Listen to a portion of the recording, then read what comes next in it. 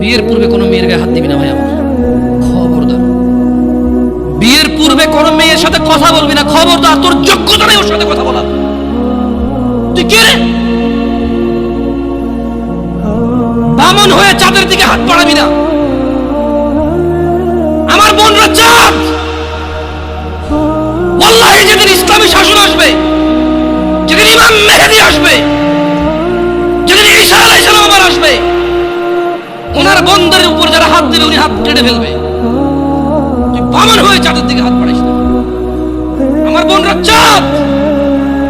ইসলাম মেয়েদেরকে চাঁদ বলেছে আর তোকে বামন বলেছে। বেটা তুই বেটা ছেঁড়া খাতায় 100 লাখ টাকার স্বপ্ন দেখিস, বিয়ের আগে মেয়ের গায়ে হাত দিস। সাহস কত? তোর সাহস কত? তুই জানিস না মুহাম্মদ সাল্লাল্লাহু আলাইহি সাল্লাম বলছে নেক স্ত্রী দুনিয়াতে যা আছে ওর চেয়ে বেশি উত্তম। তুই কি করে ওর গায়ে হাত দিস বিয়ের আগে? তোর সেই যোগ্যতা আছে বল? তোকে আল্লাহ জাহান্নামে ফেলবে, তোকে আল্লাহ জ্বলন্ত আগুনে নিক্ষিপ্ত করবে, তোর শরীর পচবে, তোর শরীরের গন্ধে জাহান্নামীরা থাকতে পারবে।